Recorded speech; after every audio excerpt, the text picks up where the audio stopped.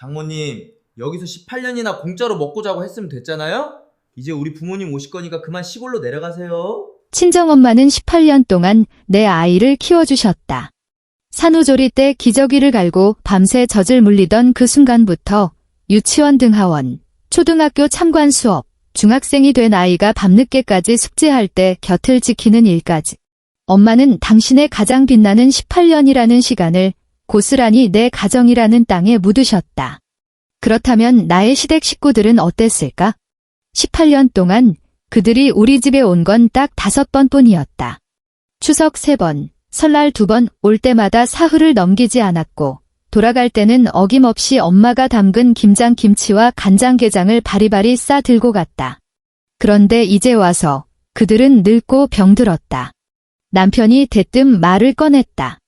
우리 부모님 몸도 안 좋으신데 모셔와서 같이 살아야겠어. 장모님은 이제 고향으로 내려가셔도 되지? 그가 그 말을 뱉었을 때 우리 엄마는 부엌에서 사위 먹일 삼계탕을 끓이고 계셨다. 나는 아무 말도 하지 않았다. 다음 날 아침 남편이 현관문을 열었을 때 그를 맞이한 건 132제곱미터의 텅 빈 아파트, 사방의 하얀 벽, 그리고 바닥에 놓인 A4 용지 한 장뿐이었다. 그건 이혼 합의서였다. 재산 분할란에는 이렇게 적혀 있었다. 남편은 빈털터리로 나갈 것. 그는 그 자리에 얼어붙었다. 그제야 기억이 났기 때문이다. 이 집의 전세 보증금부터 등기 권리증에 박힌 이름, 그리고 지난 18년 동안 갚아온 대출금까지 전부 내 것이라는 사실을 말이다. 이야기를 시작하기 전에 구독과 좋아요를 눌러주신다면 더없이 감사하겠습니다. 자, 이제 편안한 마음으로 제 이야기를 들어주세요. 2006년 11월 17일 서울 마포구의 한 산부인과 분만실 밖 복도의 라디에이터는 어쩐지 온기가 돌지 않는 것 같았다. 윤서연은 등 뒤에 덧대어진 환자복이 식은땀으로 흥건하게 젖어드는 걸 느낄 수 있었다. 얇은 면 호치불이 척추에 달라붙어 축축하고 서늘했다. 그녀는 고개를 들어 자신의 배 쪽을 보려 애썼다. 초록색 무균천이 시야를 가리고 있었고 의사들은 제왕절개 수술 부위를 봉합하고 있었다. 바늘이 살을 뚫고 지나가는 느낌은 통증이라기보다는 기묘한 당김에 가까웠다. 마취가 완전히 풀리지 않아 하반신이 마치 남의 살처럼 느껴졌다. 하지만 소리는 들을 수 있었다. 수술실 안에서 금속 기구가 부딪히는 차가운 소리, 간호사가 거즈 숫자를 세는 소리, 그리고 저 구석 어딘가에서 방금 태어난 딸아이가 터뜨리는 첫 울음소리까지. 그 울음소리는 아주 미약했다. 마치 갓 알을 깨고 나온 아기 새가 지저귀는 소리 같았다. 서연은 고개를 돌려보고 싶었지만 목이 수술대에 고정되어 있어 곁눈질로만 간신히 볼 수 있었다. 간호사가 파란색 속사계에 쌓인 핏덩이를 안고 옆에 있는 신생아 처치대로 옮기는 모습이 희미하게 들어왔다. 축하합니다. 건강한 공주님이에요. 집도의의 목소리가 마스크 너머로 들려왔다. 지극히 사무적인 톤이었다. 특별한 기쁨도 그렇다고 아쉬움도 없는 건조한 목소리. 서연은 입을 벌려 감사하다고 말하고 싶었지만 목이 바짝 타들어가 쇳소리 같은 숨소리만 새어나왔다. 수술실 벽시계는 오후 4시 23분을 가리키고 있었다. 서연은 그 시간을 똑똑히 기억했다. 딸이 태어난 감격스러운 순간이라서가 아니었다. 바로 그 순간 자신의 남편이 이 자리에 없다는 사실을 뼈저리게 자각했기 때문이었다.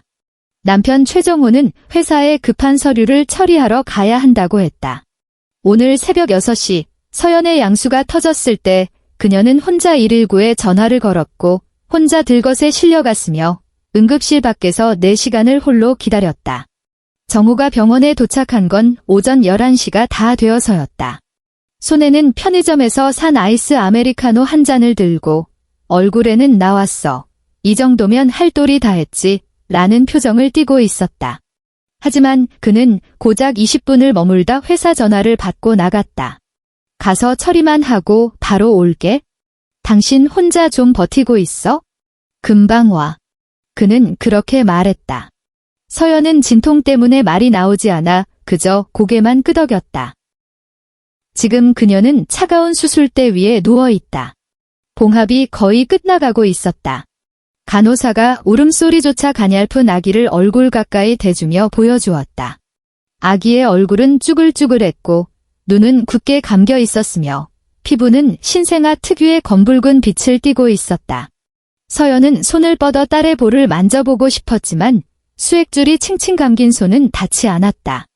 신생아실에서 2시간 정도 경과 관찰하고 병실로 올라가시면 그때 안겨드릴게요.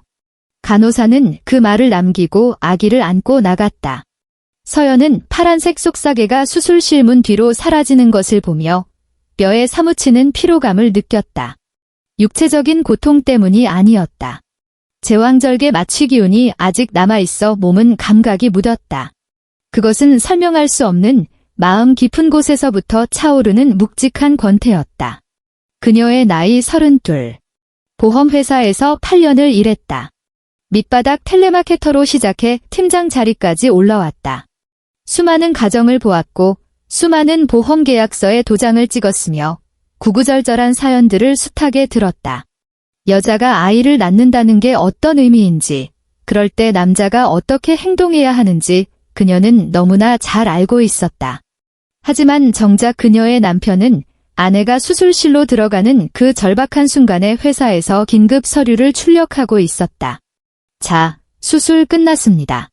의사가 마스크를 내리며 피곤한 얼굴을 드러냈다. 앞으로 2시간 정도는 꽤 힘드실 겁니다. 마취 풀리면 수술 부위 통증이 심해질 거예요. 간호사가 오로 배출을 돕기 위해 배를 누를 텐데 그 과정도 꽤 아플 겁니다. 마음의 준비하세요. 서연은 고개를 끄덕였다. 수술실에서 나와 이동식 침대에 실려갈 때 복도에서 대기 중인 다른 산모의 가족들이 보였다. 한 중년 남성은 꽃다발을 든 채 바닥에 쪼그려 앉아 있다가 수술실 문이 열리자 용수철처럼 튀어올라 안을 살폈다. 패딩 점퍼를 입은 한 할머니는 벽에 기대 졸다가 침대 바퀴 구르는 소리에 번쩍 눈을 뜨고 기대에 찬 표정을 지었다. 하지만 그 누구도 서연을 기다리는 사람은 아니었다. 서연의 침대는 2인실 병실로 옮겨졌다. 옆 침대에는 서연보다 훨씬 어려 보이는 산모가 누워 있었고 그 곁에는 남편과 시어머니가 앉아 아이 이름을 의논하고 있었다. 젊은 남편은 아내의 손을 꼭 잡고 있었고 시어머니는 사과를 깎고 있었다. 병실 안은 마치 주말 가족 드라마의 한 장면처럼 따뜻하고 훈훈한 공기로 가득 차 있었다. 서연은 눈을 감았다. 마취가 서서히 풀리기 시작하자 수술 부위의 통증이 무딘 칼날처럼 아랫배를 썰어대기 시작했다. 간호사가 들어와 오로를 배출시킨다며 배를 꾹꾹 눌렀을 때 그 고통은 상상했던 것보다 10배는 더 끔찍했다. 비명이 터져 나올 뻔했지만 그녀는 입술을 꽉 깨물어 삼켰다. 남편분은요? 보호자 없이 혼자 계세요? 간호사가 처치를 하며 무심하게 물었다. 회사에 급한 일이 있어서요. 서연의 목소리는 힘이 없었다. 금방 올 거예요. 그럼 친정어머니나 시어머니는요? 시어머니는? 서연은 잠시 말을 멈췄다. 제주도에 계세요. 간호사는 내 우하고는 더 이상 묻지 않았다. 오후 5시 45분 서연의 휴대전화가 울렸다. 그녀는 젖먹던 힘까지 짜내어 협탁 위에 놓인 휴대전화를 집어들었다. 제왕절개 수술 직후라 온몸에 힘이 하나도 없었다. 팔을 들어 올리는 것조차 역기를 드는 것처럼 무거웠다. 발신자 이름은 시어머니. 서연이 전화를 받기도 전에 수화기 너머에서 김순자 씨의 목소리가 고막을 찔렀다. 올해 58빈 시어머니의 목소리는 높고 날카로웠으며 말끝마다 내가 어른이니 내 말은 곧 법이다라는 묘한 확신이 묻어 있었다. 아이고, 서연아. 애 낳았냐? 고추냐? 아니면 딸이냐? 딸이에요, 어머니. 전화기 너머로 2초 정도 정적이 흘렀다. 서연은 바람소리와 파도 소리를 들었다. 제주도였다. 딸이라. 김순자의 목소리 톤이 미묘하게 달라졌다. 뭐, 그것도 나쁘진 않지? 딸이 살림 미천이라니까. 네. 원래는 나랑 내 시아버지가 가보려고 했는데 말이다. 김순자가 변명을 늘어놓기 시작했다. 여기는 호텔 예약이 이미 다 돼 있어서 계약금도 걸어놔서 취소가 안 된다. 제주도 호텔 잡기가 얼마나 하늘의 별 따기인 줄 알지? 우리도 석 달을 기다려서 겨우 잡은 날짜야. 사돈어른 와 계시지? 친정엄마가 편하고 좋지 뭐. 서연은 휴대전화를 쥔 손을 바들바들 떨었다. 그녀의 어머니 정말순 여사는 올해 62, 전라남도 고향 시골집에 살고 계신다. 서울에서 전라남도까지 고속버스로 5시간. 어머니는 허리 디스크가 심해 의사가 오래 앉아있으면 안 된다고 신신당부했었다. 하지만 서연이 진통이 시작됐다고 전화했을 때 어머니는 딱 한마디만 하셨다. 엄마 지금 출발한다. 알겠습니다. 어머니. 아버님하고 즐겁게 보내세요. 그래, 몸조리 잘해라. 괜히 뼈에 바람 들면 고생한다. 김순자는 몇 마디 더 훈수를 두었다. 정호한테는 내가 전화해뒀다. 너 잘 챙기라고. 원래 남자가 살림할 줄 모르니까 내가 좀 이해해라. 네. 전화가 끊겼다. 서연은 휴대전화를 내려놓고 병실 천장에 달린 형광등을 멍하니 바라보았다. 낡은 형광등은 웅웅거리는 미세한 소음을 내고 있었다. 마치 등갓 안에 갇힌 나방 한 마리가 끊임없이 몸을 부딪히는 소리 같았다. 옆 침대의 젊은 산모는 이미 잠들었다. 그녀의 남편은 여전히 곁을 지키며 침대에 엎드려 쪽잠을 자고 있었다. 한 손으로 아내의 손을 꼭 쥔 채였다. 불편해 보이는 자세였지만 그는 손을 놓지 않았다. 서연은 고개를 돌렸다. 더는 보고 싶지 않았다. 저녁 8시, 친정엄마 정말순 씨가 드디어 도착했다.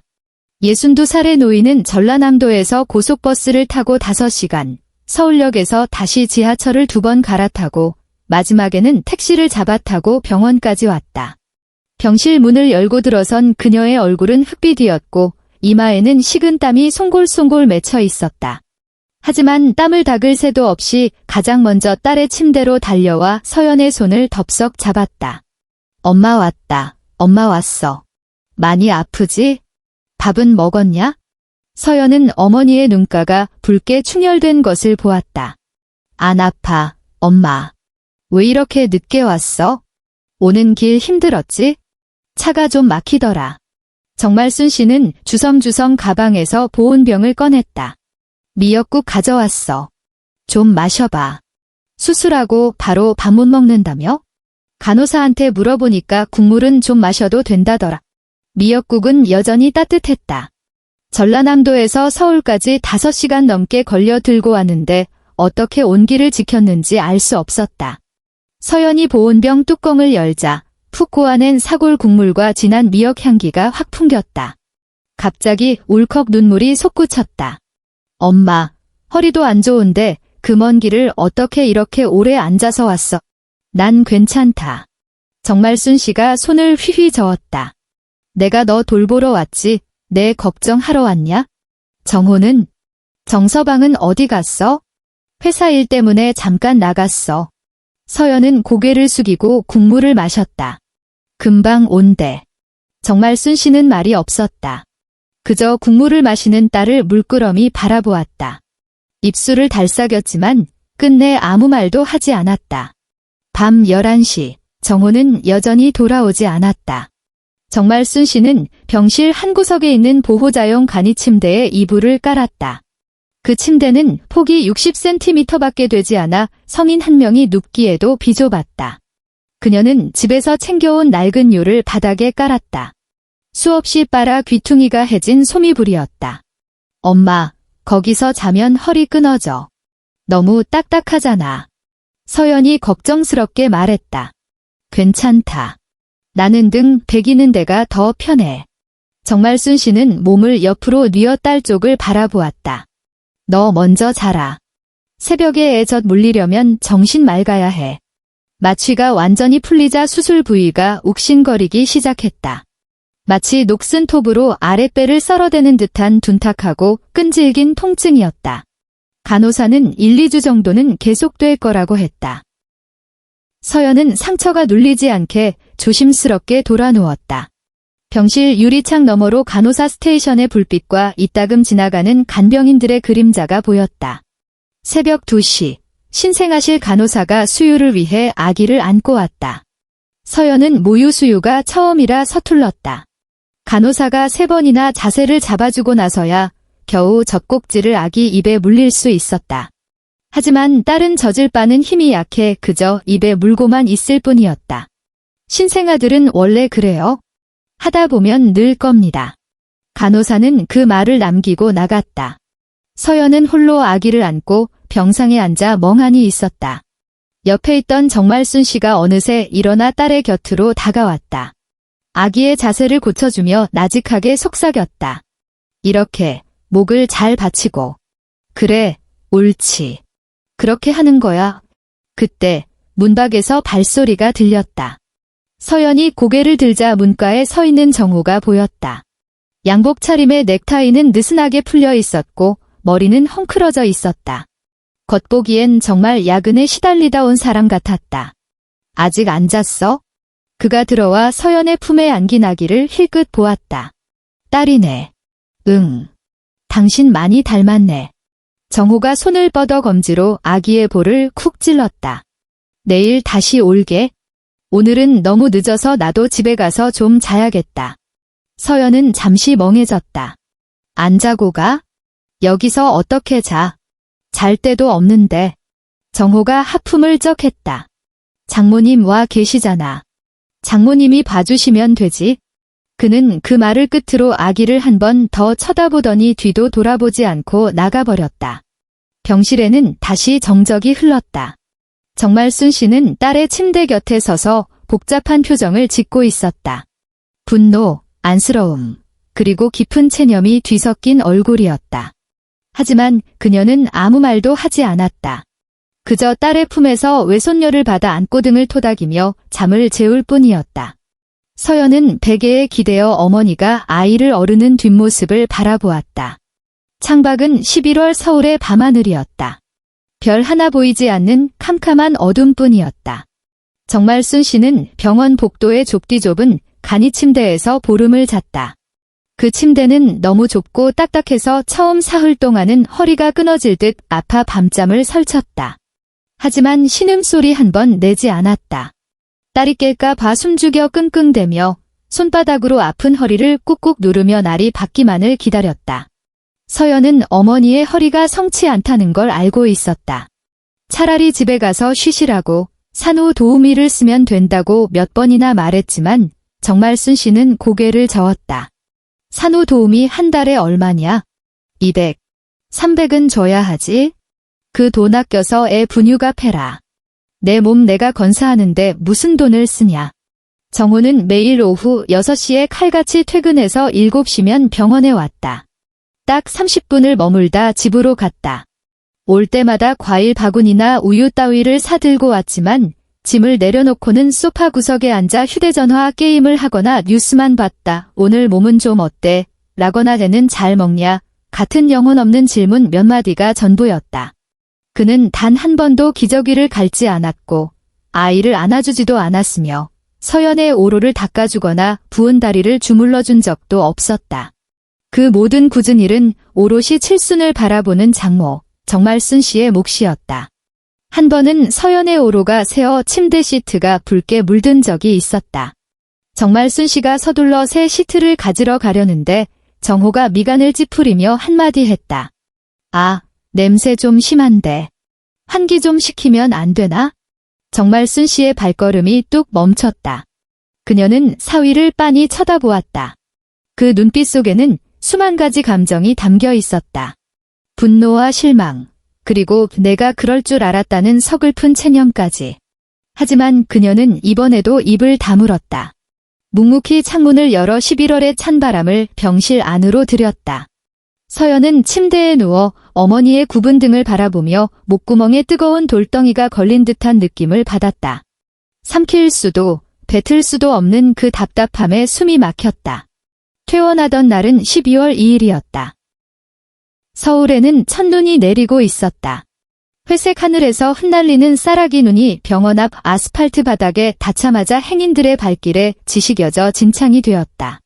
서연은 휠체어에 앉아 두꺼운 겉사계에 쌓인 딸을 품에 안고 병원 현관으로 나왔다. 아이는 얼굴만 겨우 내놓은 채 잠들어 있었다. 정호는 차를 가지러 주차장으로 갔다. 정말순 씨 혼자서 이삿짐 수준의 가방 3개를 양손과 어깨에 짊어지고 휠체어 뒤를 따랐다. 그 가방 안에는 서연의 옷가지와 아기 용품, 그리고 보름 동안 병실에서 쓰던 온갖 잡동사니가 들어 있었다. 허리 통증으로 걸음걸이가 눈에 띄게 구부정해졌지만 그녀는 기어코 그 무거운 짐을 혼자 다 들고 나왔다. 병원 현관 앞에 정호의 차가 섰다. 그는 차 안에서 경적을 짧게 울렸다.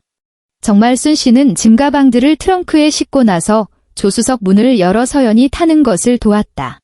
서연은 아이를 안고 있어 동작이 굼떴고 수술 부위가 아직 다 아물지 않아 허리를 굽힐 때마다 배가 당겼다. 엄마가 뒤에 타. 서연이 말했다. 아니다. 내가 짐 챙겨서 뒤에 탈게.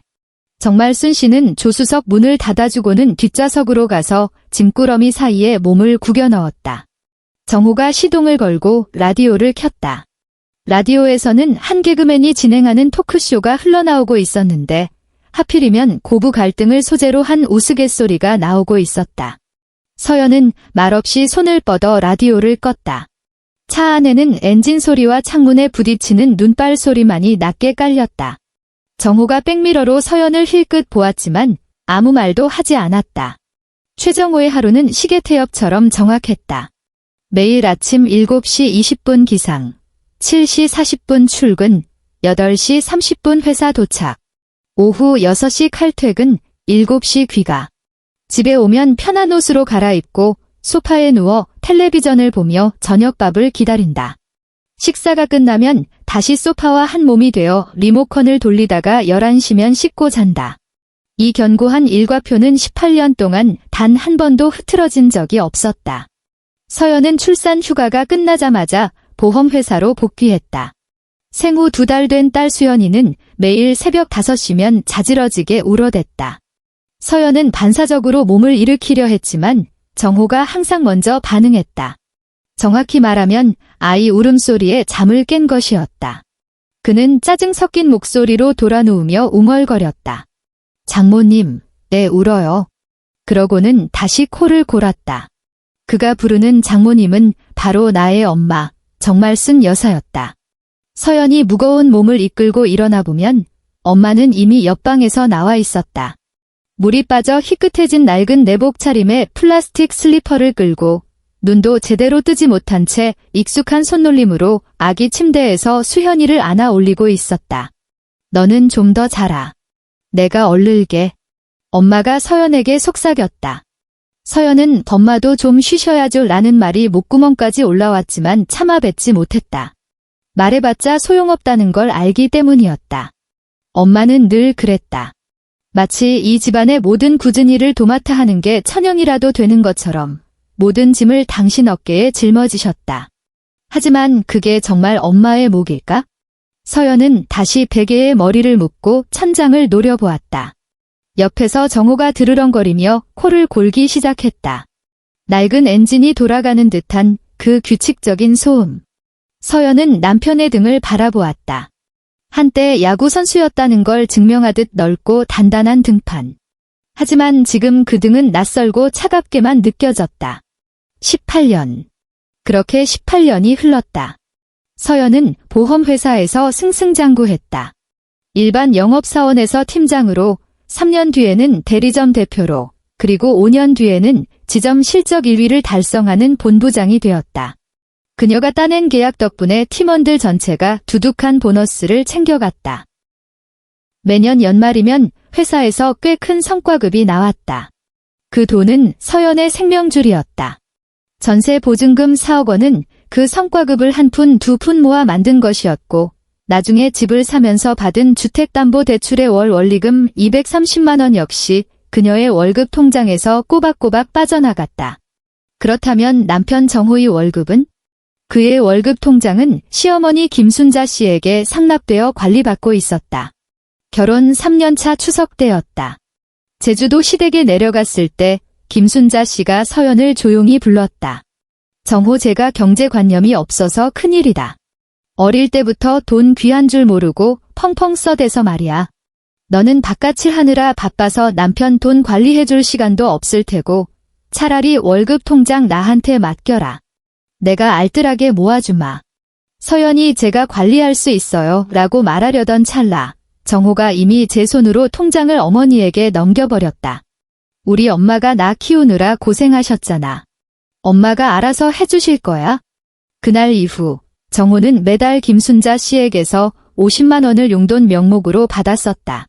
그 돈으로 담배를 사고 술을 마시고 동료들과 회식하고 가끔은 명품 셔츠를 사 입었다.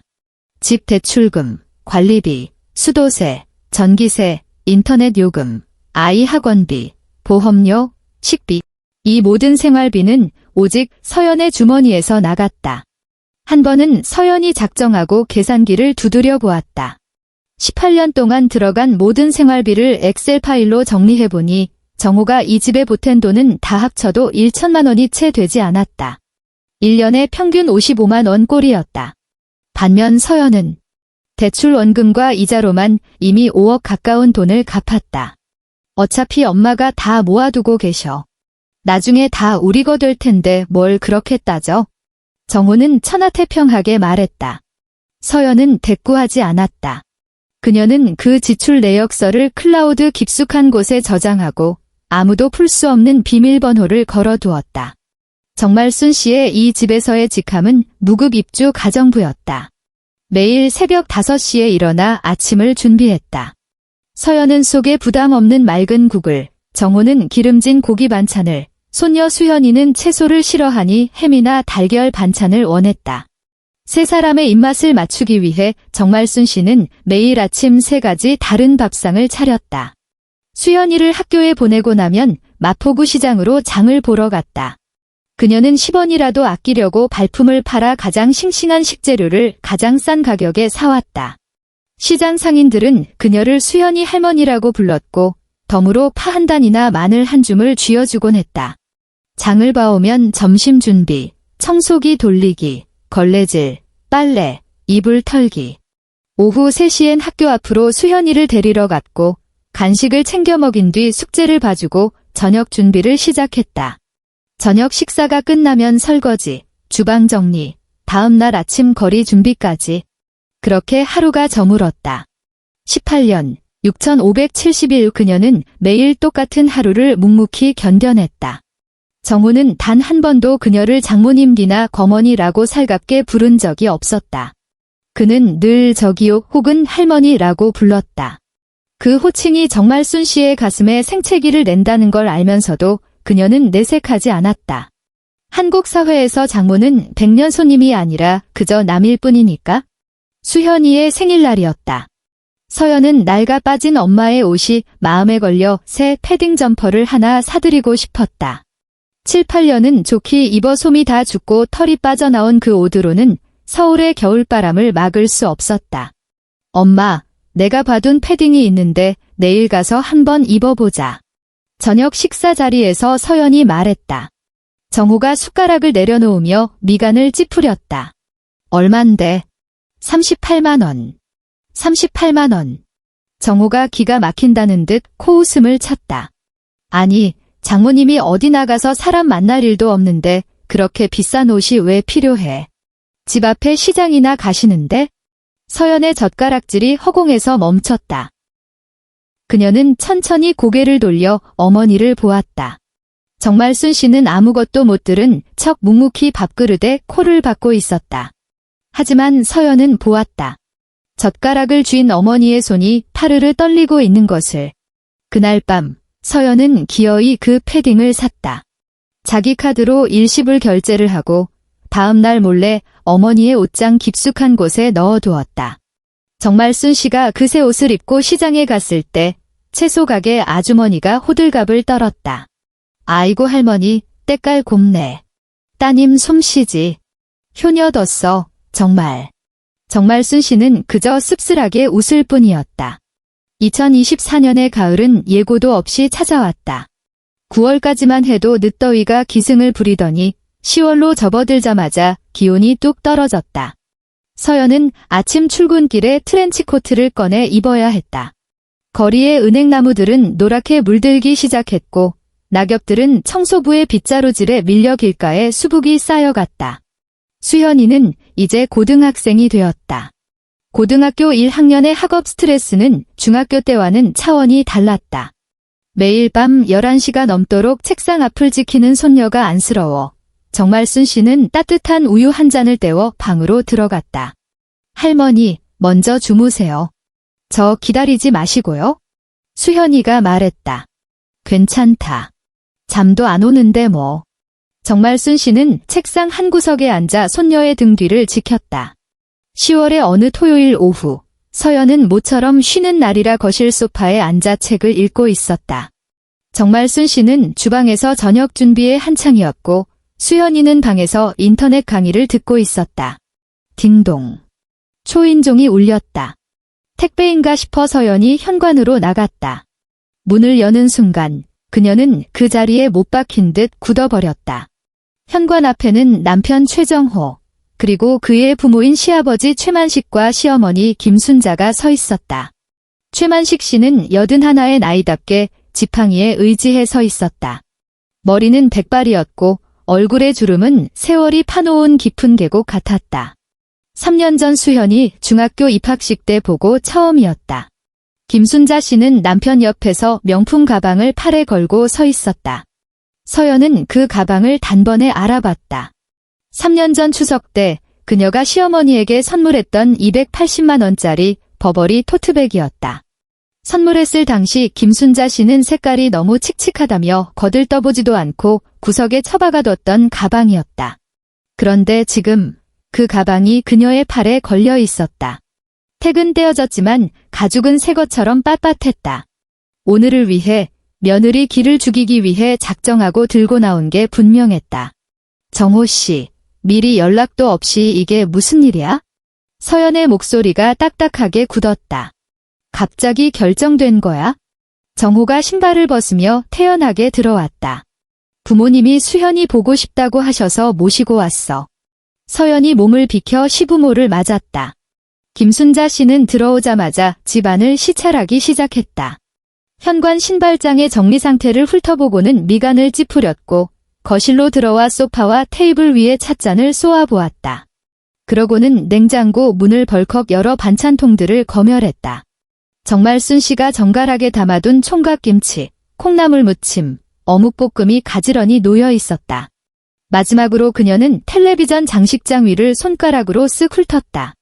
먼지가 묻어나오는지 확인하는 전형적인 시어머니의 행동이었다. 손가락은 깨끗했다.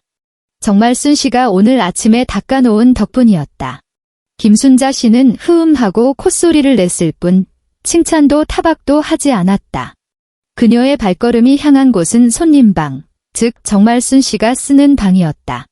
서연이 막으려 했지만 김순자 씨는 이미 방문을 활짝 열어젖혔다. 2평 남짓한 좁은 방, 싱글 침대 하나와 간이 옷장, 접이식 책상이 전부인 소박한 공간이었다. 벽에는 수현이가 어릴 때 그린 그림들과 사진들이 붙어 있었다. 전부 수현이와 외할머니가 함께 찍은 사진들 뿐 사위인 정호의 사진은 단 한 장도 없었다. 김순자 씨의 시선이 침대 위 이불에 꽂혔다. 정말순 씨가 고향에서 가져와 수십 년을 덮은 낡은 소미불이었다. 닳고 닳아 가장자리가 해진 그 이불에서는 묘한 냄새가 났다. 악취는 아니었다. 늙은 육신에서 배어나오는 특유의 채취, 그리고 싸구려 세제 냄새가 뒤섞인 삶의 고단함이 묻어나는 냄새였다. 김순자 씨가 이불을 확 들춰냈다. 누렇게 바랜 하얀 면 시트가 드러났다. 어우, 이불에서 무슨 노인 냄새가 이렇게 나니? 김순자 씨가 코를 막으며 인상을 썼다. 주방에서 나오던 정말순 씨가 그 말을 듣고 그리에 멈춰섰다. 손에는 갓 씻은 과일 접시가 들려 있었다. 78세의 노모는 머리가 하얗게 샜고 평생의 노동으로 허리가 굽어 있었다. 작년에 딸이 사준 낡은 면 티셔츠를 입고 있었는데 겨드랑이 부분이 닳아 색이 발해 있었다. 두 노파가 문지방을 사이에 두고 마주 보았다. 김순자 씨는 붉은색 캐시미어 코트에 금목걸이를 하고 얼굴에는 공들여 화장을 한 채 서 있었다. 반면 정말순 씨는 낡은 티셔츠 차림에 손톱 밑에는 방금 다듬은 파에 푸른 물이 들어 있었다. 서연은 숨이 막힐 것 같았다. 어머니, 일단 앉으세요. 차 내올게요. 서연이 침묵을 깨고 시어머니를 거실로 이끌었다. 저녁상은 정말순 씨가 차렸다. 제육볶음, 시금치 무침, 달걀말이, 된장찌개, 그리고 윤기가 흐르는 햅쌀밥. 정말순 씨는 가장 맛있는 고기 반찬을 손님들 앞에 놓고 자신은 식탁 모서리에 위태롭게 앉아 밥을 반 공기만 펐다. 상석, 평소 정호가 앉던 자리는 김순자 씨가 차지했다. 그녀는 젓가락으로 제육볶음 한 점을 집어 입에 넣고 오물거리더니 이내 미간을 찌푸렸다. 짜다. 정말순 씨는 고개를 숙인 채 묵묵부답이었다. 정호 혈압 높은 거 몰라? 이렇게 짜게 먹이면 어떡해? 사위 잡을 일 있나? 김순자 씨의 목소리가 날카롭게 튀었다. 정말순 씨가 입을 뗐다. 원래 수현이가 짭짤한 걸 좋아해서 간을 좀 세게 했다고 말하려다 이내 입을 다물었다. 변명해봤자 소용없다는 걸 알기 때문이었다. 아유, 괜찮아요. 저는 간 딱 맞는데요. 뭘? 정호가 눈치 없이 끼어들었다. 엄마, 국 좀 드셔보세요. 국은 안 짜요. 김순자 씨는 흥하고 콧방귀를 끼며 수저를 내려놓았다.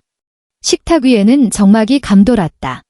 그저 젓가락이 그릇에 부딪히는 달그락 소리와 시아버지 최만식 씨가 국물을 후루룩 들이마시는 소리만 요란하게 울렸다. 치아가 좋지 않은 노인이 국물을 빨아들이는 소리는 마치 바닥난 음료수를 빨대로 억지로 빨아먹는 소리처럼 거슬렸다. 서연은 밥알을 새듯 고개를 숙이고 밥만 먹었다. 옆에 앉은 수연이가 몇 번이나 입을 열려 했지만 서연은 식탁 아래서 아이의 손을 꽉 잡아 제지했다. 식사가 반쯤 진행되었을 때 정호가 헛기침을 했다. 저기, 다들 계신 김에 드릴 말씀이 있어요. 모두의 시선이 그에게 쏠렸다.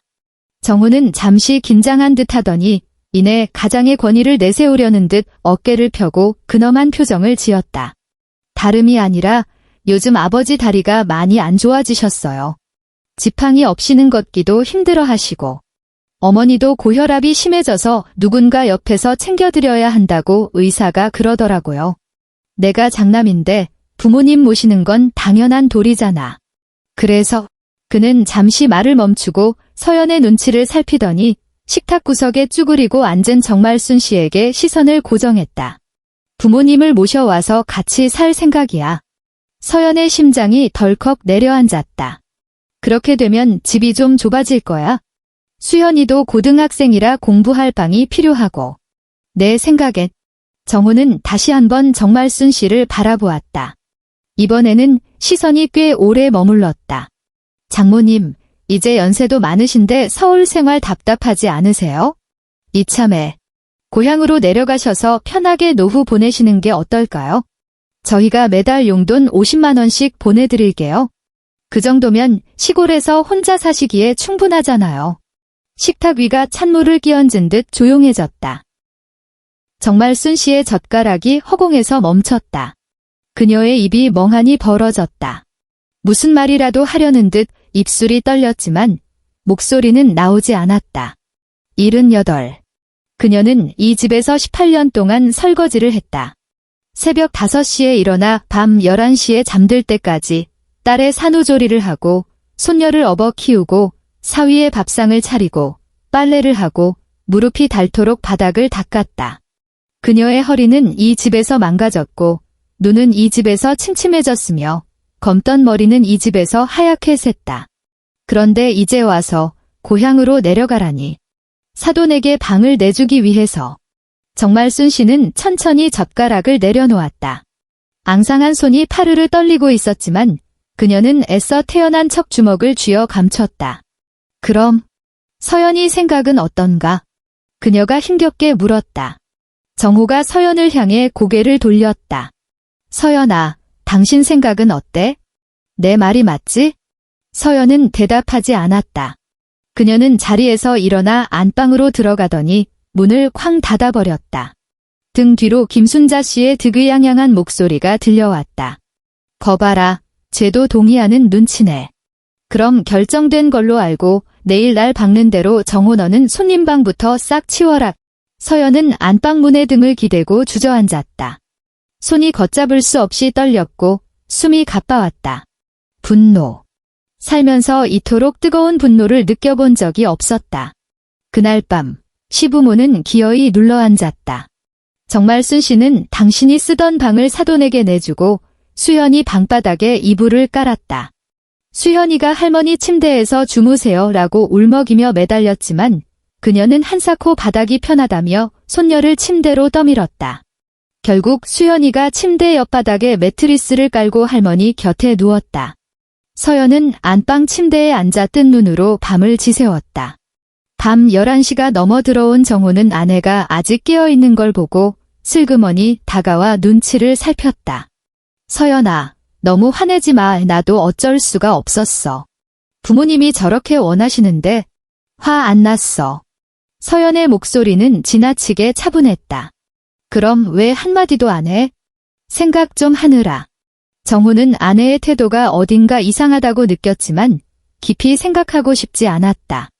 그는 하품을 크게 하며 그럼 일찍 자라고 말하고는 욕실로 들어갔다. 서연은 욕실에서 들려오는 물소리를 들으며 협탁 위에 휴대전화를 집어들었다. 화면에는 문서 하나가 띄워져 있었다. 부동산 등기부등본 소유자 윤서연. 이 아파트는 결혼 5년 차에 샀다. 전세 만기가 되어 집주인이 보증금을 올려달라고 횡포를 부리자 서연은 악착같이 모은 전세금 4억 원을 빼서 계약금을 걸고 나머지 3억 5천만 원은 대출을 받아 이 집을 샀다. 매달 230만 원의 원리금 상환액.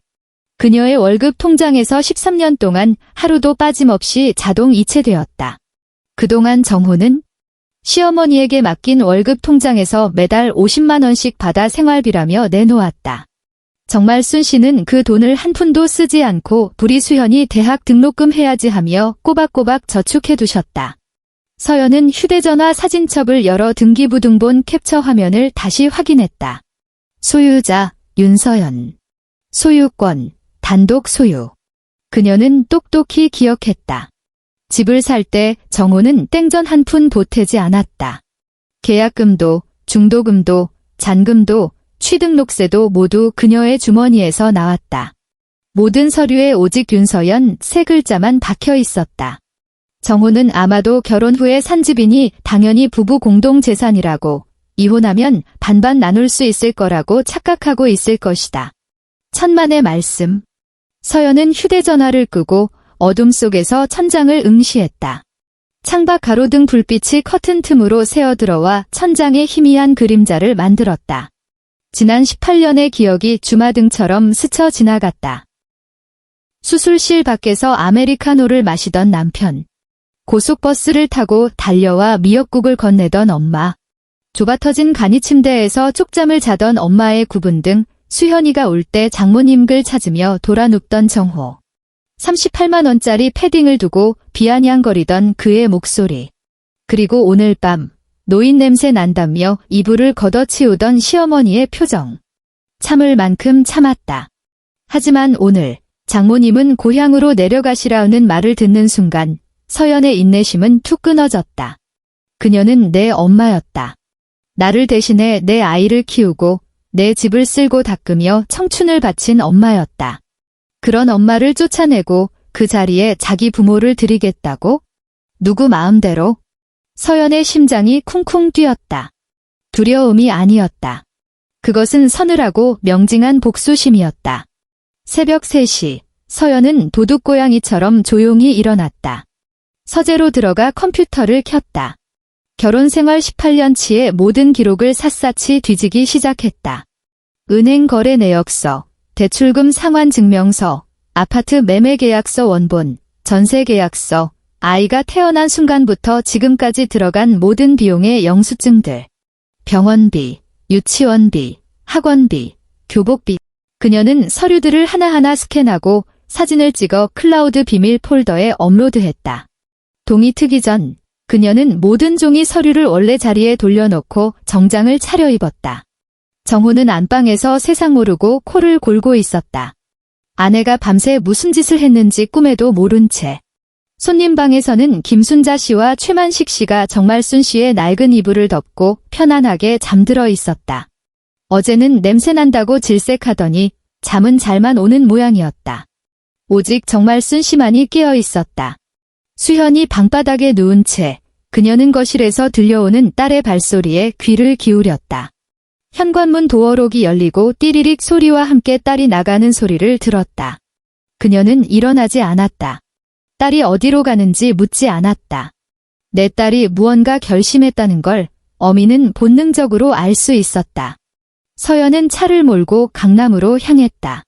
압구정역 근처의 한적한 골목에 있는 5층짜리 건물. 11층 변호사 사무실 유리문에는 이혼 소송, 재산 분할, 가사 전문이라는 문구가 선명하게 박혀 있었다. 초인종을 누르자 앳된 직원이 문을 열어주었다. 박 변호사는 40대 중반의 여성으로 질끈 묶은 머리에 무태 안경을 쓴 날카로운 인상이었다. 그녀는 서연이 내미는 두툼한 서류 뭉치를 받아들고 천천히 훑어보았다. 그 서류 뭉치는 두께가 20cm는 좋게 되었다. 18년간의 피와 땀이 어린 기록들. 박 변호사는 한 장 한 장 넘길 때마다 미간을 점점 좁혔다. 20분의 정적. 마침내 박 변호사가 고개를 들어 서연을 직시했다. 최정호 씨가 지난 18년 동안 이 집에 생활비로 보탠 돈이 정말 단 한 푼도 없습니까? 서연은 고개를 저었다.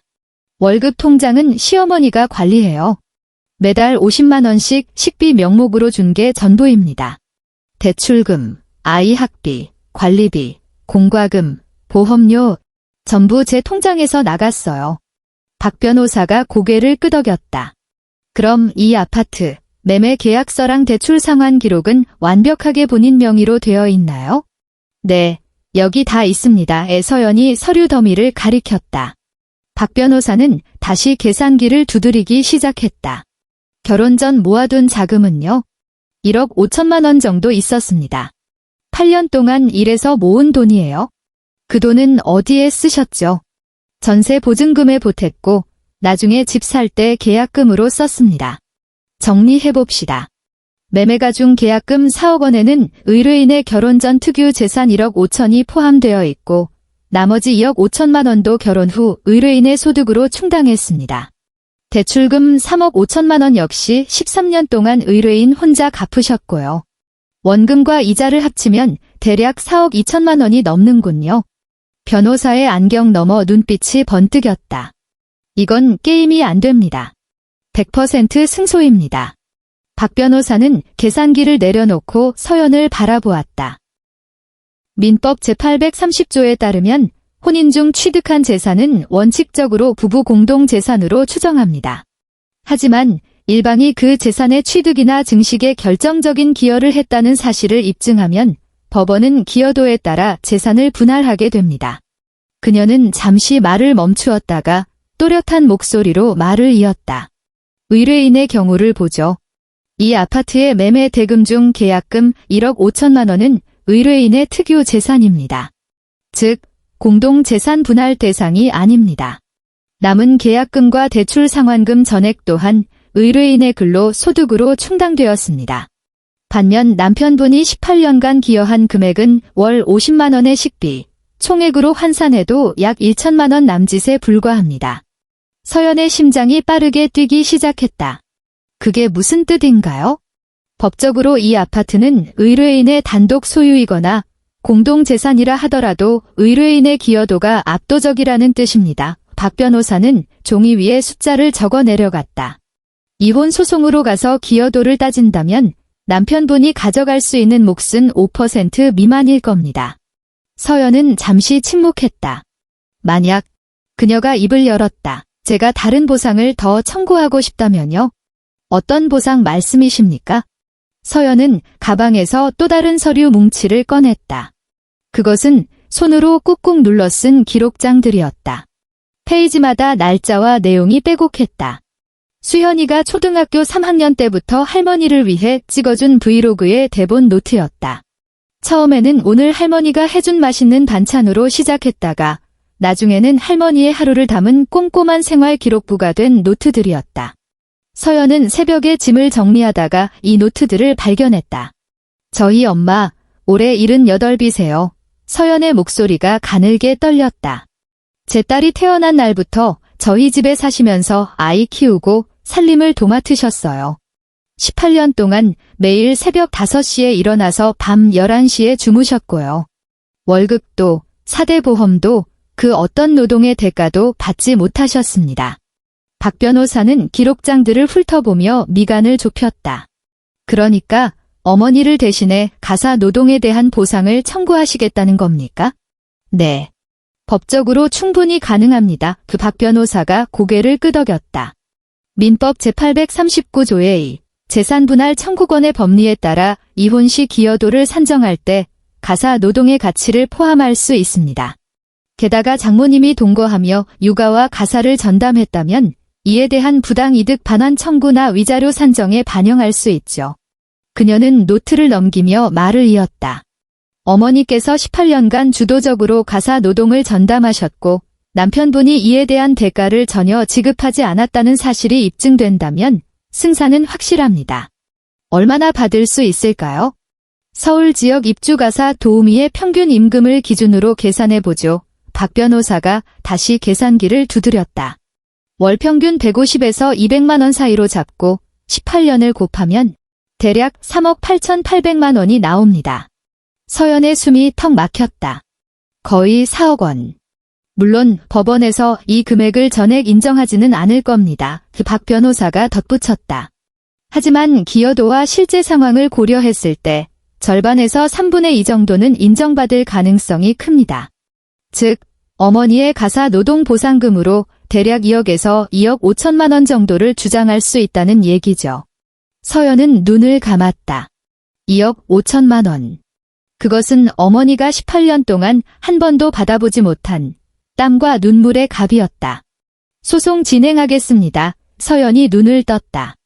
목소리에는 더 이상 망설임이 없었다. 필요한 서류 준비해주세요. 집으로 돌아오는 길, 서연은 부동산 중개소 간판을 보고 차를 세웠다. 어서 오세요. 어떤 물건 찾으세요? 중개보조원이 상냥한 미소로 맞이했다. 아파트 전세를 구해요. 서연이 말했다. 방 3개, 노원구 쪽이면 좋겠어요. 노원구요. 직원이 컴퓨터로 매물을 검색했다. 노원구 쪽 전세가 지금 1억 5천에서 2억 5천 사이로 형성되어 있는데 예산은 어느 정도 생각하세요? 2억 원 이내요? 네, 그럼 몇 군데 보여드릴게요. 서연은 5군데를 둘러보고 월계동에 있는 아파트 하나를 골랐다. 방 3개, 전용 면적 85제곱미터. 햇볕이 잘 들고 창문 너머로 멀리 산이 보이는 집이었다. 전세 보증금 1억 8천만 원. 내일 바로 계약할 수 있나요? 네, 내일 오전 10시 괜찮으세요? 좋습니다. 부동산을 나왔을 때는 이미 오후 5시가 넘어 있었다. 서울의 가을 해는 짧았다.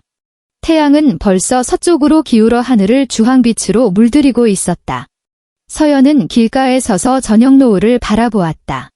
문득 하늘을 올려다본 게 얼마 만인가 하는 생각이 들었다. 집에 돌아오니 집안 공기가 서늘했다. 김순자 씨는 거실 소파에 앉아 굳은 표정으로 팔짱을 끼고 있었고 정호는 난처한 얼굴로 서성거렸다. 시아버지 최만식 씨는 구석에 앉아 지팡이를 만지작거리며 고개를 숙이고 있었다. 정말순 씨가 보이지 않았다. 엄마는 서연이 물었다. 방에 계셔? 수연이가 제 방문을 빼꼼 열고 대답했다. 아이의 표정도 어두웠다. 서연은 엄마의 방으로 가려다가 멈칫했다. 그곳은 이제 시부모의 차지였다. 그녀는 방향을 틀어 수현이의 방으로 들어갔다. 정말순 씨는 침대맡에 앉아 낡은 여행 가방을 챙기고 있었다. 철진한 헌 옷가지 몇 벌, 색바랜 바지, 그리고 요리법이 적힌 낡은 수첩들을 주섬주섬 담고 있었다. 짐을 싸고 있었다.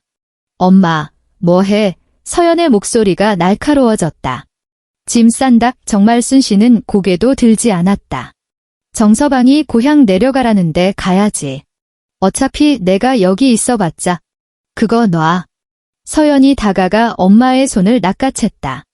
정말순 씨가 고개를 들었다. 눈가가 붉게 물들어 있었다. 엄마, 가방 내려놔. 서연은 낮지만 단호하게 말했다. 엄마는 아무데도 안 가. 하지만 정서방이 그 사람이 뭐라든 상관없어. 서연은 무릎을 굽혀 엄마의 눈을 맞췄다. 엄마, 이 집 내 명의야. 내가 결정해. 정말순 씨가 멍하니 딸을 바라보았다. 그때 방문이 벌컥 열리더니 수연이가 뛰어들어왔다. 아이는 바닥에 놓인 여행 가방을 빼서 구석으로 집어던졌다. 할머니 가면 나도 갈 거야. 수연이가 소리쳤다. 누가 우리 할머니 쫓아내면 나 가출할 거야. 경찰에 신고할 거야. 가정폭력이라고 학교에 다 말할 거야. 수연아, 진정해. 서연이 일어나 딸의 어깨를 감싸 안았다. 할머니 안 가셔. 하지만 아빠, 내 아빠 말은 이제 중요하지 않아. 서연의 목소리는 차분했지만 수연이는 그 속에 담긴 서늘한 기운을 감지했다. 늘 참고 양보하고 큰 소리 한 번 내지 않던 엄마의 목소리가 달라졌다. 그것은 인내가 아니었다. 냉정함이었다. 그날 밤 서연은 정호와 말 한마디 섞지 않았다. 그녀는 서재의 소파베드에서 혼자 잤고 안방은 정호에게 내주었다. 정호가 몇 번이나 방문을 두드렸지만 그녀는 열어주지 않았다. 다음 날 아침 서연은 평소처럼 출근 준비를 하고 나갔다. 하지만 그녀가 향한 곳은 회사가 아니었다. 그녀는 부동산 중개소로 가서 월계동 아파트 전세 계약서에 도장을 찍었다. 보증금 1억 8천만 원이 그녀가 지난 세월 악착같이 모아둔 적금 통장을 깼다. 계약을 마친 그녀는 차례로 전화를 걸었다. 첫 번째는 이사짐센터였다. 모레 아침 8시 5톤 트럭 한 대랑 인부 4분 보내주세요. 두 번째는 회사 인사팀이었다. 내일부터 3일간 연차 쓰겠습니다. 세 번째는 딸에게 걸었다. 수연아, 오늘 학교 끝나고 바로 집으로 와. 엄마가 할 말 있어. 마지막 네 번째 전화는 변호사였다. 박 변호사님, 소장 준비됐나요? 네, 윤 선생님. 언제 서명하러 오시겠습니까? 오늘 오후에 가겠습니다. 이삿날은 화요일이었다. 정호는 아침 7시 반에 칼같이 출근했고 김순자 씨와 최만식 씨는 늦잠을 자고 있었다. 어젯밤에도 한바탕 소동이 있었다. 김순자 씨가 정말순 씨의 음식 솜씨를 타박하며 방을 바꿔달라고 떼를 썼지만 정호가 침대 있는 방이 없다며 겨우 달랜 터였다. 오전 8시 정각 이삿짐센터 트럭이 아파트 화단 앞에 멈춰섰다. 주황색 조끼를 입은 인부 4명이 서연을 따라 올라와 짐을 나르기 시작했다. 거실 소파, 서연이 산 것 반출. 텔레비전과 장식장, 서연이 산 것 반출. 식탁과 의자, 서연이 산 것 반출. 냉장고, 세탁기, 건조기, 에어컨. 전부 서연의 카드로 긁은 것들. 모두 반출. 안방에서 서연은 자신의 옷과 폐물, 화장품을 상자에 쓸어 담았다. 정호의 물건은 손대지 않았다. 유행 지난 양복 몇 벌, 목 늘어난 티셔츠, 누렇게 변한 속옷과 양말 따위가 텅 빈 옷장에 처량하게 남겨졌다. 수현이 방의 책상, 침대, 책장, 문제집들도 모두 포장되었다. 정말순 씨의 방, 김순자 씨가 노인 냄새 난다고 질색하던 그 낡은 이불, 요리 비법이 적힌 수첩, 수현이가 어릴 때 만들어준 카네이션 카드들까지 소중하게 상자에 담겼다. 오전 9시 반, 시끄러운 소리에 깬 김순자 씨가 방문을 열고 나왔다. 잠옷바람에 그녀는 거실을 가득 메운 이삿짐 박스와 분주한 인부들을 보고 비명을 질렀다. 이게 다 뭐야? 뭐 하는 짓들이야? 당장 그만두지 못해? 이건 내 아들 살림이야. 서연은 현관에서 도어록 비밀번호를 변경하고 있었다. 이거 다 제 물건이에요. 서연은 시어머니를 쳐다보지도 않고 대꾸했다. 구매 영수증 보여드려요? 너 지금 제정신이니? 미쳤어. 아니요, 아주 멀쩡해요. 서연이 도어록 설정을 마치고 몸을 일으켰다. 이사하는 중입니다. 이사. 어디로 가는데? 어머니가 아실 필요 없습니다. 김순자 씨의 얼굴이 불그락푸르락해졌다. 그녀는 정호에게 전화하겠다며 방으로 뛰어들어갔다. 서연은 말리지 않았다. 오전 11시, 이사가 끝났다. 한때 온기로 채워졌던 30평대 아파트는 이제 황량한 공터가 되었다. 거실에는 하얀 벽지와 갓 없는 전등만 덩그러니 남았고 안방 옷장 문은 입을 벌린 채 정호의 낡은 양복 몇 벌만 토해내듯 걸고 있었다. 냉장고가 있던 자리에는 묵은 먼지와 함께 사각형의 검은 자국만이 선명했다. 서연은 현관에 서서 13년을 살았던 집을 마지막으로 둘러보았다. 그리고 문을 닫았다. 변경된 도어록 비밀번호는 오직 그녀만 알고 있었다. 이삿짐 트럭이 노원구를 향해 달렸다. 서연, 정말순 씨, 그리고 수현이는 뒷좌석에 나란히 앉아 창밖으로 스쳐 지나가는 서울 풍경을 바라보았다. 엄마, 우리 이제 그 집 떠난 거야? 수현이가 물었다. 응. 그럼 아빠는? 아빠는 아빠 인생 사는 거야. 서연이 딸을 돌아보았다. 수연아, 크면 알게 될 거야. 어떤 선택은 피할 수 없다는 걸? 수현이는 더 묻지 않았다. 창가에 앉은 정말순 씨는 하염없이 방만 내다보고 있었다. 눈가는 젖어 있었지만 울지는 않았다.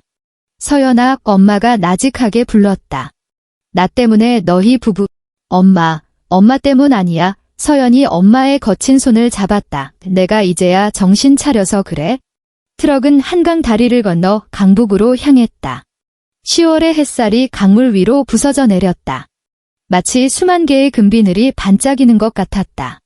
그날 저녁, 퇴근한 최정호는 부모님을 모시고 집으로 왔다. 기분은 나쁘지 않았다. 오전에 실적 문제로 칭찬도 들었고 점심엔 고기도 먹었다. 일찍 퇴근해서 부모님과 마트에 들러 먹을거리도 잔뜩 샀다. 그는 콧노래를 흥얼거리며 도어로 키패드를 눌렀다. 띠리릭. 비밀번호가 틀렸습니다. 정우는 미간을 찌푸리며 다시 눌렀다. 띠리릭.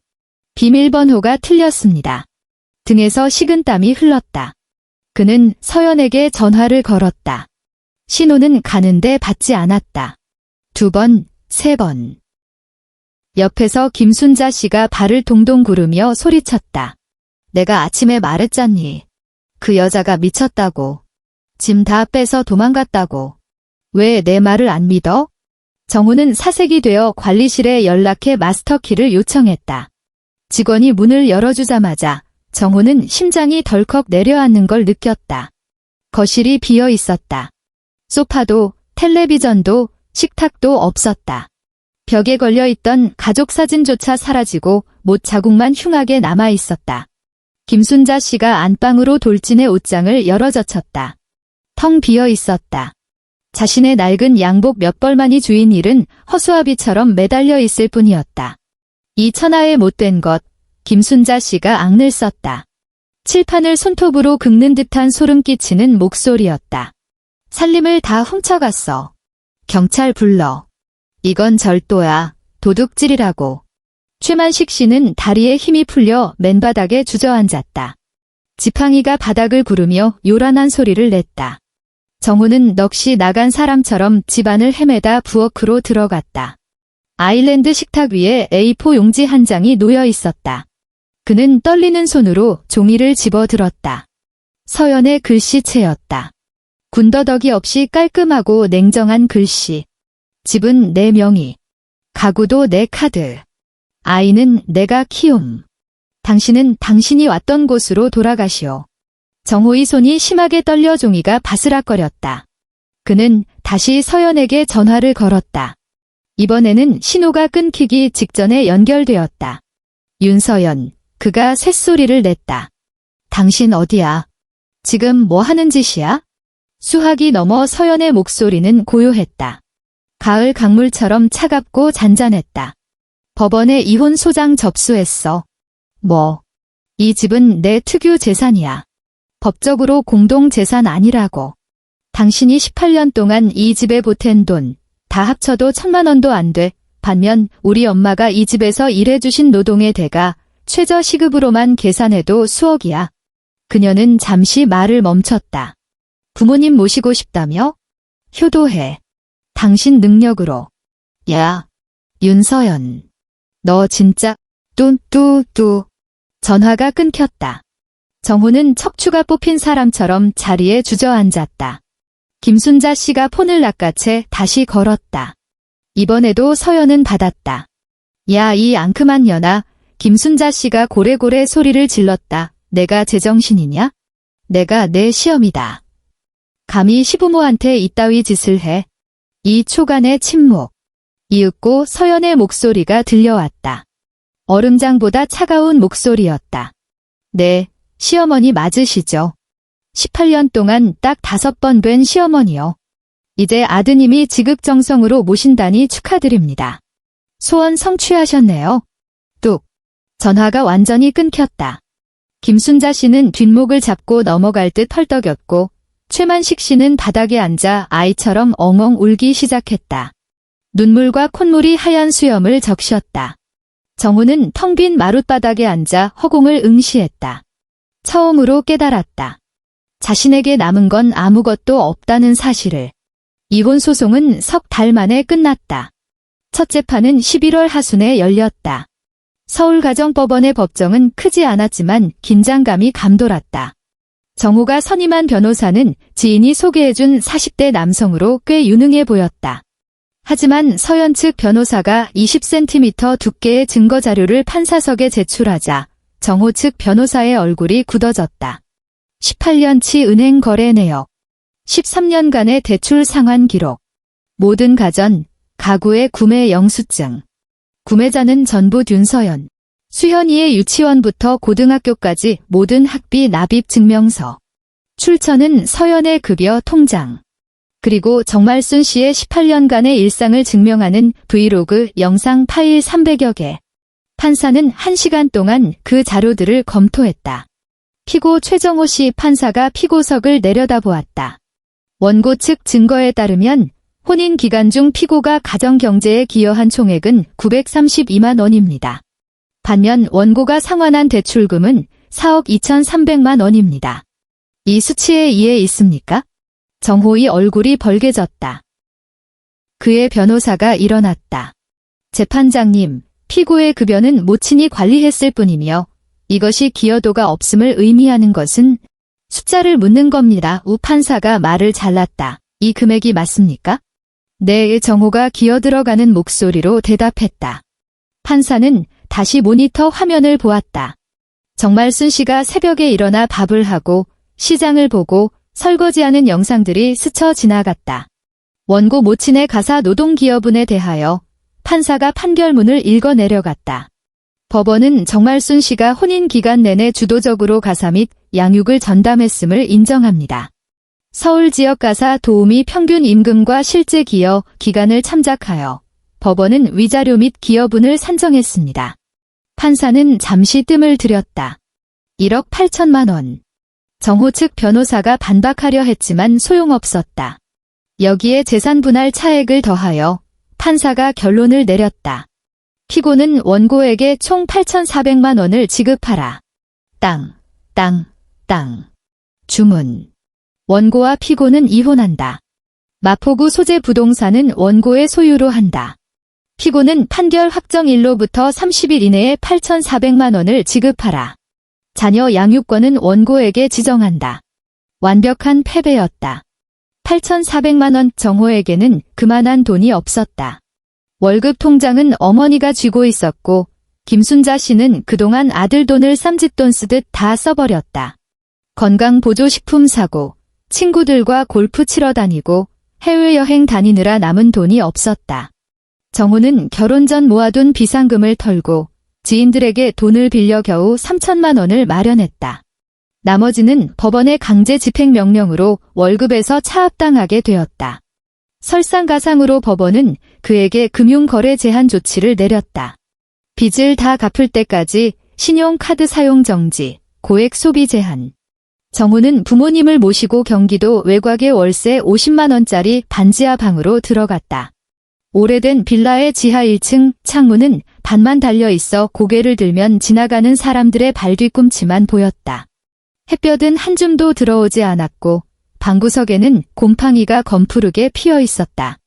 비가 오면 눅눅한 습기가 방바닥을 타고 올라왔다. 김순자 씨는 일주일 만에 무너졌다. 내가 어떻게 이런 구정물 같은 데서 사니? 그녀는 곰팡이 핀 벽지를 뜯으며 통곡했다. 내 아들이 대학 나오고 번듯한 회사 다니는데 며느리 잘못 들여서 이 꼴이 뭐야. 최만식 씨는 구석에 앉아 멍하니 허공만 바라보았다. 식사도 거른 채 하루 종일 지팡이만 닦았다. 정호가 작은 전기 히터를 사왔지만 외풍을 막기엔 역부족이었다. 밤이면 발이 시려 잠을 설쳤다. 김순자 씨는 둘째 아들 정민에게 전화를 걸었다.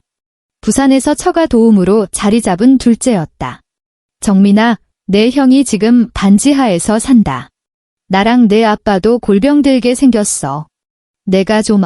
전화기 너머에서 차가운 웃음소리가 들려왔다. 엄마, 옛날에 그러셨죠? 형이 장남이니까 집안 기둥이라고. 제 결혼식 때는 돈 한 푼 안 보태주시고 형 집 사는데 다 몰아주셨잖아요. 효도도 기둥한테 받으세요.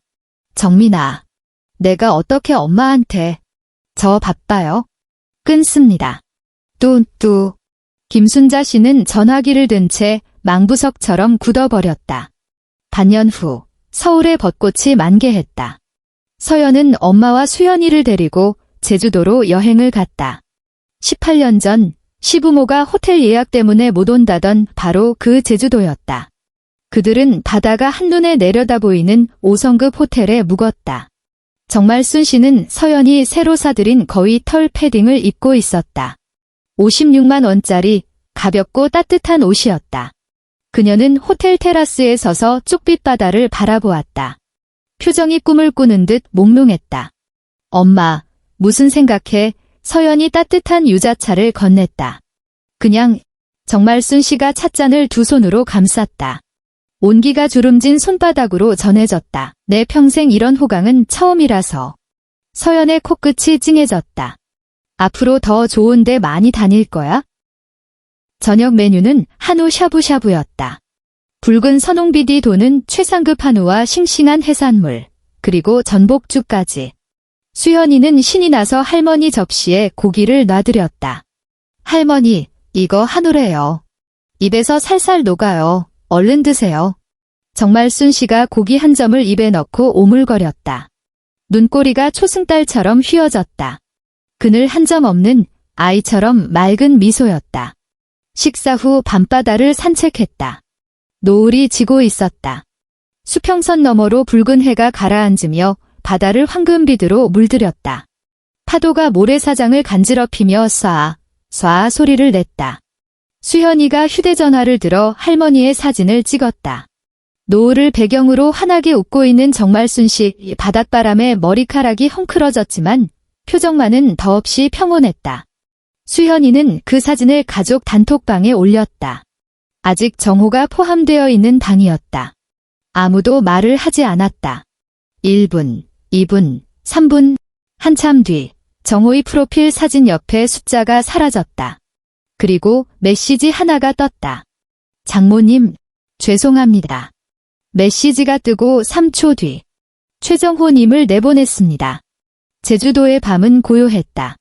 창틈으로 스며드는 바다 냄새가 짭조름했다. 서연은 침대에 누워 옆방에서 들려오는 엄마와 딸의 도란거리는 소리를 들었다.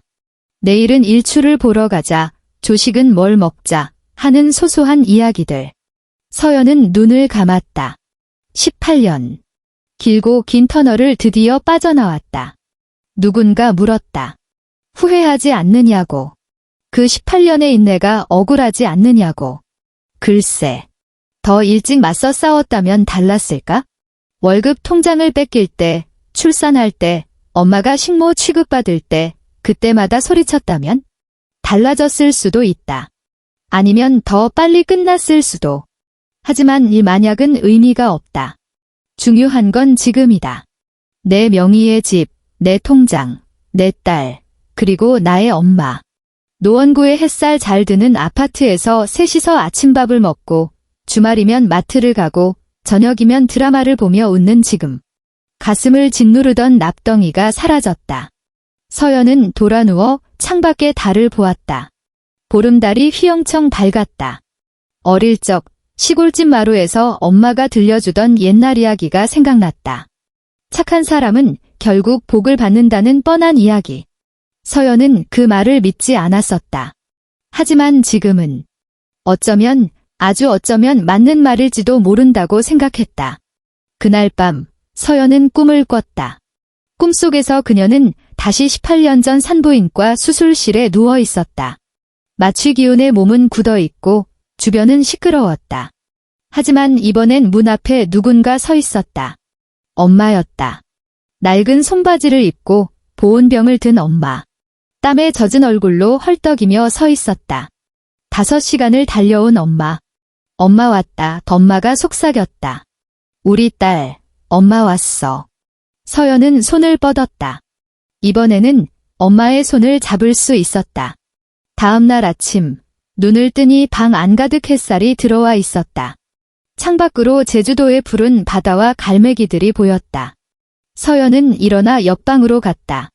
엄마는 벌써 일어나 창가에 앉아 머리를 빗고 계셨다. 은빛 머리카락이 아침 햇살을 받아 반짝거렸다. 엄마의 서연이 다가가 빗을 넘겨받았다. 내가 빗겨드릴게. 정말순 씨는 가만히 딸에게 머리를 맡겼다. 서연아, 엄마가 불쑥 말했다. 고맙다. 빗질하던 손이 멈칫했다. 뭐가? 그냥 다의 정말순 씨가 바다를 바라보며 웃었다. 내 인생 이걸로 되었다. 족하다. 서연의 눈시울이 뜨거워졌다. 하지만 울지 않았다. 그녀는 고개를 숙이고 묵묵히 엄마의 머리를 빗겨드렸다. 모녀의 그림자가 바닥에 길게 드리워졌다. 테라스에 나가 있던 수연이가 유리창을 두드렸다. 엄마, 할머니, 빨리 나와요. 해 떴어요. 서연은 미소 지으며 엄마에게 모자를 씌워드렸다. 가요, 엄마. 해 보러. 셋은 호텔을 나와 해안 산책로를 걸었다. 수평선 위로 붉은 태양이 완전히 모습을 드러냈다. 바다 윤슬이 눈부시게 반짝였다. 정말순 씨가 앞장서 걸었다. 걸음은 느렸지만 흔들림이 없었다. 서연과 수연이가 양옆에서 팔짱을 꼈다. 할머니, 저기 봐요. 수현이가 손가락으로 가리켰다. 진짜 예쁘다. 정말순 씨는 눈을 가늘게 뜨고 태양을 바라보았다. 자글자글한 주름 사이에 햇살이 고였다. 78년의 세월이 만든 골짜기마다 따스함이 채워졌다. 후회도, 미련도 없는 맑은 얼굴이었다. 서연은 엄마의 옆모습을 보며 생각했다. 이것으로 되었다. 오래 표류하던 배가 마침내 항구에 닿은 기분. 그녀는 엄마의 손을 꽉 잡았다. 엄마, 그녀가 속삭였다. 우리 셋이서 오래오래 재미있게 살자. 정말순 씨는 대답 대신 맞잡은 손에 힘을 주었다. 태양이 온 세상을 붉게 물들이고 갈매기가 힘차게 날아올랐다. 서연은 크게 숨을 들이마셨다. 폐부 깊숙이 시원하고 짭짤한 바다 공기가 들어왔다. 살아있다는 게 참 좋았다. 서울로 돌아온 후의 삶은 잔잔한 호수 같았다. 서연은 보험회사에서 본부장으로 승진했다. 개인 사무실이 생겼고 회사 차도 나왔다. 수현이는 고등학교 2학년이 되었고 전교 상위권 성적을 유지했다. 주말이면 할머니와 도서관에 가거나 공원을 산책했다. 정말순 씨의 건강은 눈에 띄게 좋아졌다.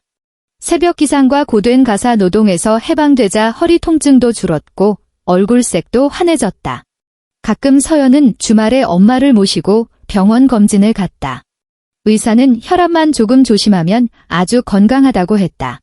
어르신 표정이 참 좋으세요. 마음이 편하신가 봅니다. 서연은 그 말에 빙그레 웃었다. 이혼 후 1년간 정호와는 연락하지 않았다. 법원 판결대로 매달 정호의 월급에서 양육비와 위자료가 압류되어 서연의 통장으로 입금되었다. 입금 자명은 법원 보관금. 서연은 그 돈을 10원 한 푼 쓰지 않고 수현이 이름으로 된 통장에 차곡차곡 모았다. 어느 날 수현이가 물었다. 엄마, 아빠 미워? 서연은 잠시 생각하다 고개를 저었다. 아니, 안 미워. 진짜. 누군가를 미워하는 것도 에너지가 필요해. 내 소중한 에너지를 그 사람한테 쓰고 싶지 않아. 수현이는 잠시 침묵했다. 그럼 나는 미워해도 돼? 서연은 피식 웃었다. 그건 내 마음이지. 그해 겨울, 서울에 한방눈이 내렸다. 퇴근길, 아파트 입구에 낯익은 남자가 서 있었다. 야른 점퍼 차림에 눈을 맞고 서 있는 남자. 1년 사이 10년은 늙어 보였다. 광대뼈는 튀어나오고 눈은 퀭했다. 최정호였다. 서연은 걸음을 멈췄다. 둘 사이에 5미터 남짓한 거리를 두고 눈발이 흩날렸다. 서연아. 정호의 목소리는 갈라져 있었다. 할 말이 있어서. 할 말 없어. 서연은 차갑게 잘랐다. 알아. 정호가 고개를 숙였다. 그냥 사과하고 싶었어. 사과. 그래. 그가 고개를 들었다. 눈시울이 붉었다. 반지하방에서 살면서 생각 많이 했어. 내가 얼마나 나쁜 놈이었는지. 월급 통장 맡긴 거, 당신 혼자 빚 갚게 한 거, 장모님 식모 취급한 것. 그의 어깨가 떨렸다. 미안하다. 정말. 서연은 그를 물끄러미 바라보았다.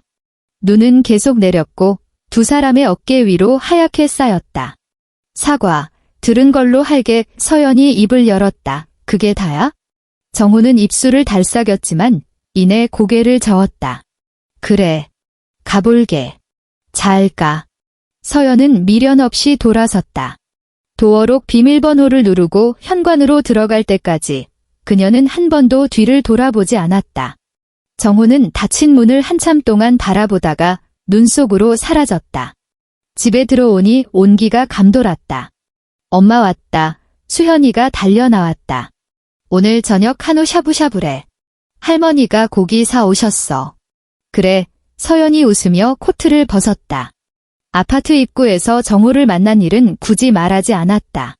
식탁 위에는 보글보글 끓는 육수와 선홍빛 한우, 싱싱한 채소가 가득했다. 세 식구는 식탁에 둘러앉았다. 할머니, 고기 더 넣어요. 그래, 많이 먹어라. 정말순 씨가 손녀의 접시에 고기를 얹어주었다. 서연은 김이 모락모락 나는 식탁 풍경을 바라보았다. 이것이 그녀가 원했던 삶이었다. 불편한 사람도 눈치 볼 시부모도 없는 오직 사랑하는 사람들끼리 나누는 따뜻한 저녁 한 끼. 3년 후, 수현이는 서울대학교 법학전문대학원에 합격했다. 합격 통지서를 받은 날, 정말순 씨는 엉엉 소리 내어 울었다.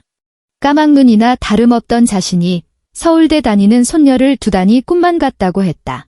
서연은 휴가를 내고 엄마와 딸을 데리고 미슐랭 레스토랑에 갔다. 엄마, 먹고 싶은 거 다 시키세요. 가격 보지 마시고요. 정말순 씨는 메뉴판을 보며 손을 떨었다. 아이고, 국수 한 그릇에 무슨 돈이 이렇게 비싸냐. 오늘은 돈 걱정하는 날 아니에요. 서연이 웃으며 스테이크와 코스 요리, 와인 한 병을 주문했다. 화려한 음식이 나오고 와인 잔을 부딪혔다. 서연아, 엄마가 와인 한 모금을 마시고 말했다. 나 참 잘 살았다. 서연은 미소 지었다. 네, 엄마. 참 잘 사셨어요. 식사 후 셋은 한강변을 걸었다. 노을이 지고 있었다. 강바람이 시원하게 불어왔다. 서연은 엄마와 딸의 팔짱을 끼고 걸었다. 81가 된 엄마의 걸음은 느렸지만 수연이가 보폭을 맞춰주었다. 할머니, 저 나중에 변호사 돼서 돈 많이 벌면 할머니 모시고 세계 일주할 거예요. 오냐? 오래 살고 볼 일이네. 파리 가서 에펠탑도 보고 뉴욕 가서 자유의 여신상도 보고. 그래, 그래. 세 여자의 웃음소리가 한강 물결 위로 퍼져나갔다. 서연은 길게 늘어진 세 사람의 그림자를 보았다. 18년 전 병실에 누워 막막해하던 그 밤이 떠올랐다. 그때는 상상조차 할 수 없었던 미래가 지금 여기에 있었다. 엄마의 주름진 미소 속에, 딸의 당찬 발걸음 속에, 그리고 자신의 단단해진 마음 속에. 서연은 엄마의 손을, 그리고 딸의 손을 꼭 잡았다. 자, 이제 집에 가자. 그녀들의 뒷모습이 노을 속으로 천천히, 그리고 따뜻하게 걸어 들어갔다. 끝.